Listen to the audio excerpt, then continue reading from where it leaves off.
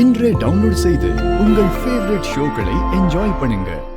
பெரியப்பாவுக்கே தெரியாம பார்வதி சித்தி அவர் கையெழுத்த வாங்கி சொத்தை பிரிக்க போயிட்டாங்க. அதுக்காக நீ ஏமாயா இப்படி பண்ண? சொத்தை பிரிக்க கூடாதுன்னு தான் பெரியம்மா.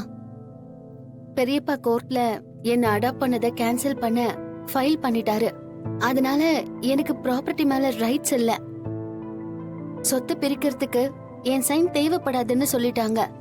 அதனாலதான் பெரியப்பா ஃபைல் பண்ண கேஸை எதிர்த்து நான் ஒரு ஸ்டே ஆர்டர் வாங்கினேன். அப்பதான் எனக்கு சொத்து மேல ரைட்ஸ் இருக்கும். இப்போ என் சைன் முக்கியமாயிடுச்சு.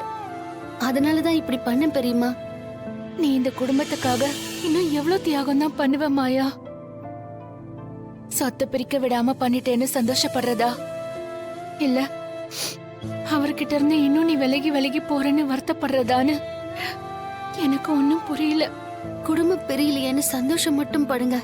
நான் இப்படி ஒரு ஸ்டே ஆர்டர் வாங்கலனா சித்தி கண்டிப்பா இந்த சொத்தை பிரிச்சிருப்பாங்க. குடும்பமும் பிரிஞ்சிருக்கும். அத பெரியப்பாவால தாங்கிக்க முடியுமா?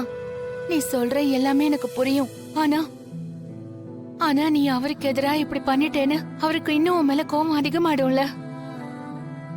இப்ப அவர் என்ன முடிவெடுக்க போறாருன்னே தெரியலையே. பெரியப்பா என்னை எவ்வளவு திட்டினாலும் வெறுத்தாலும் நான் அவர் பொண்ணு இல்லைன்னு ஆயிடுமா பெரியம்மா?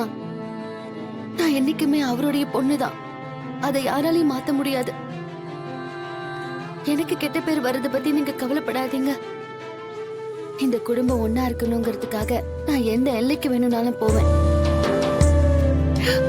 மாயா,